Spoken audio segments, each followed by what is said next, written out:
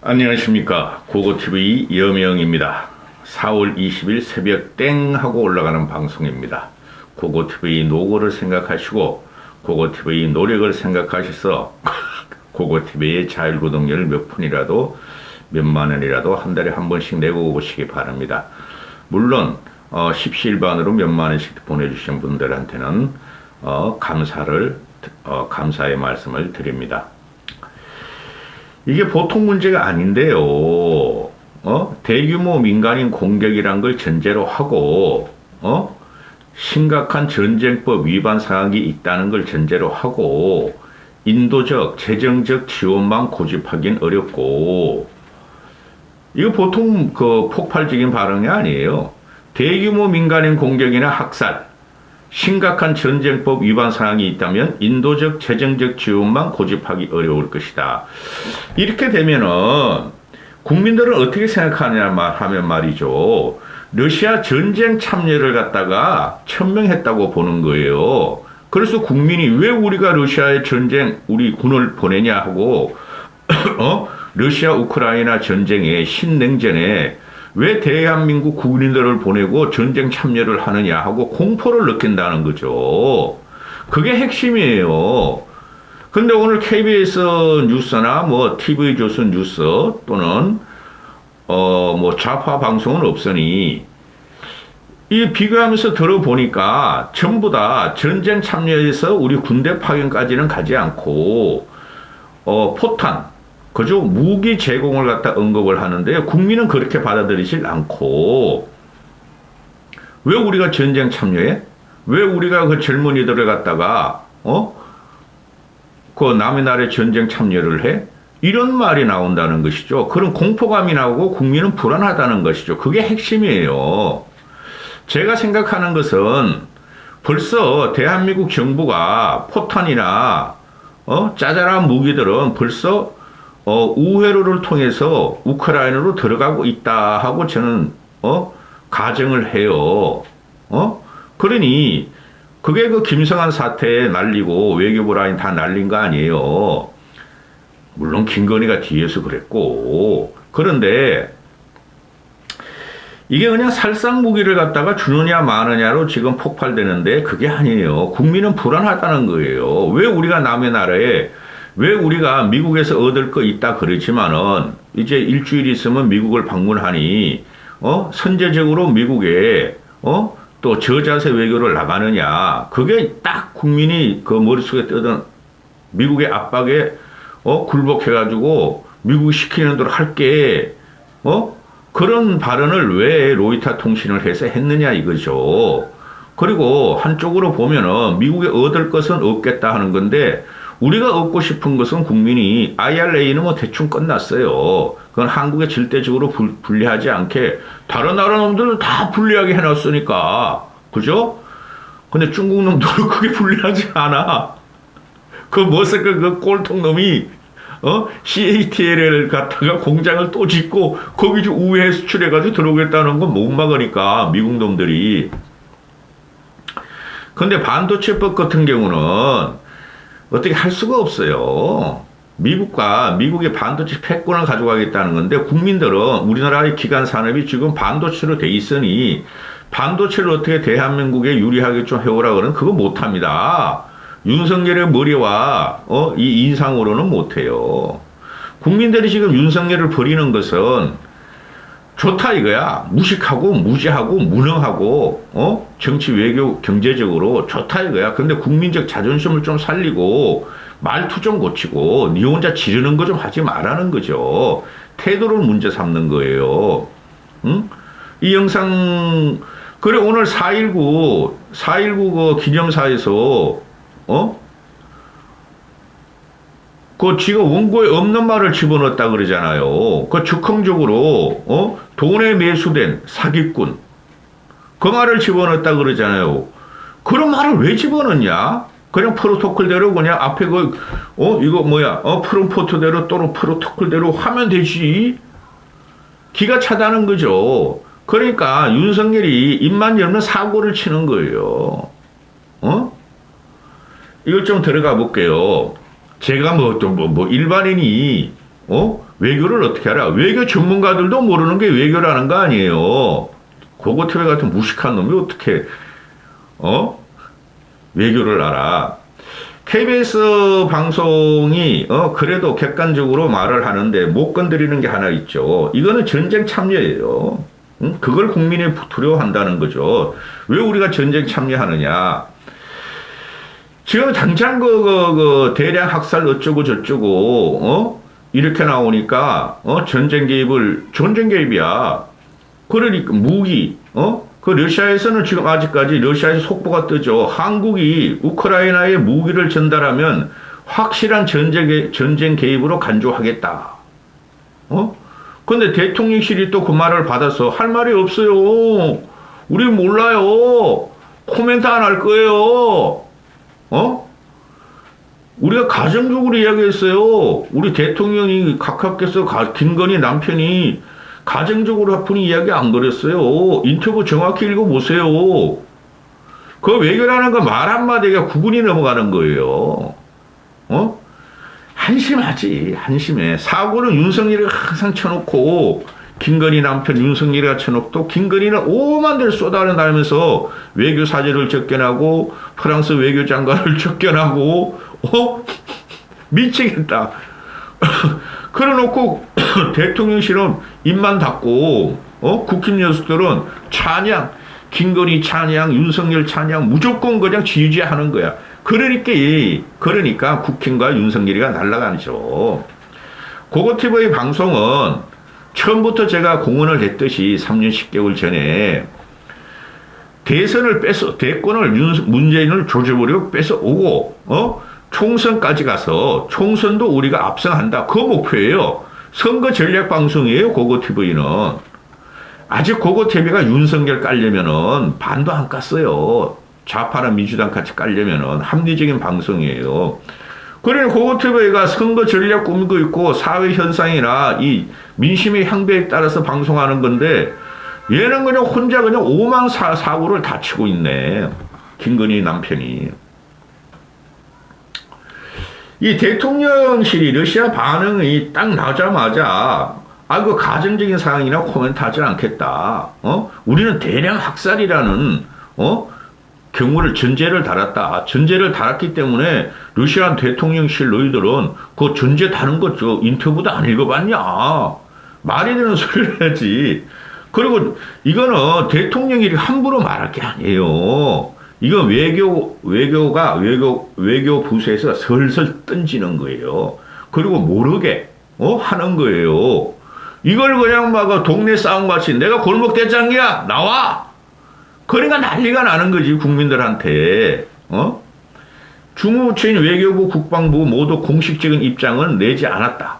이게 핵심이죠. 왜?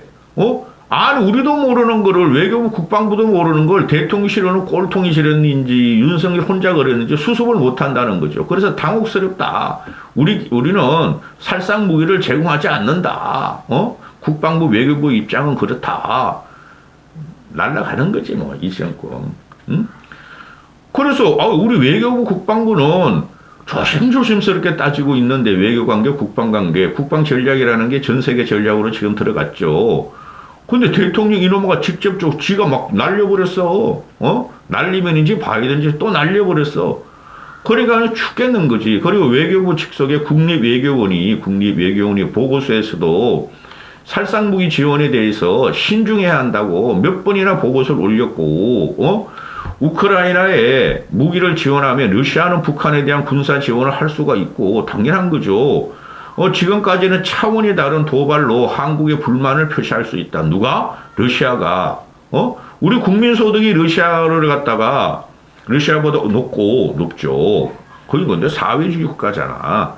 그 다음에 우리가 반도체를 갖고 있다 그래서 그죠?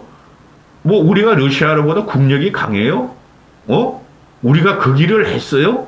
반도체 좀 있고 K 한류 좀 있고 했다 가지고 하태경이나 국힘 놈 시키들 희한한 놈들이야. 국력이라는 것이 영토, 인구, 무기, 국방, 그죠? 또 외교력, 그 다음에 경제력 다 합한 건데 우리가 외교 군사력이 러시아보다 세요? 일본보다 세요? 미치겠다. 그동안에 미국에서 무기 지원을 수차례 요구했다는 우리는 언론을 통해서 다 알고 있었고, 그래 정부에서는 계속 살상 무기 안 된다. 무기 지원 안 한다 그러는데 갑자기 얘가 이제 이렇게 말을 하니까 또 김성환이 딱 등장을 하고, 최근 공개된 기밀문서, 그 도청 사건에서 우리 정부가 155mm 포탄을 우회 지원하고 있는 거 아니냐 논란이 제기되는데, 그거 난 지원하고 있다고 봐요, 벌써. 그러면은 155mm 포탄이 벌써 우크라이나에서 부족하다고, 그랬죠. 그리고 우크라이나 쪽으로 러시아 무기 또 북한의 포탄 같은 게 우회해서 들어갔잖아요. 그럼 우리도 줘, 씨발. 북한도 주는데 우리도 155mm 포탄 왜 안 줘? 이런 똘끼가 있다는 거죠. 저는 우회해서 벌써 들어가고 있다고 봐요. 그러니까 이런 말을 한 것이 좀 이따 말씀드릴게요. 그래서 지난 11월에 미국이 벌써 한국으로부터 155mm 포탄을 10만 발을 사들여 우크라이나에 전달할 계획이라고 보도를 했었죠. 근데 작년 11월이고 지금 벌써 4월이 다 가는데 벌써 들어가고 있다고 봐요, 저는. 저는 그런 생각을 해요. 그리고 그 폴란드 우회로 해가지고 33만 발 어쩌고저쩌고 33만 발 김성환이 그 도청 사건에서도 나왔고. 그래서 이 문제가 뭐냐면은 그냥 가만히 있으면 되는 거야. 근데 왜 이렇게 터뜨리냐고, 대통령이라니 꼴통이. 외교 국방 문제는 국가의 명운을 가르는 일이죠.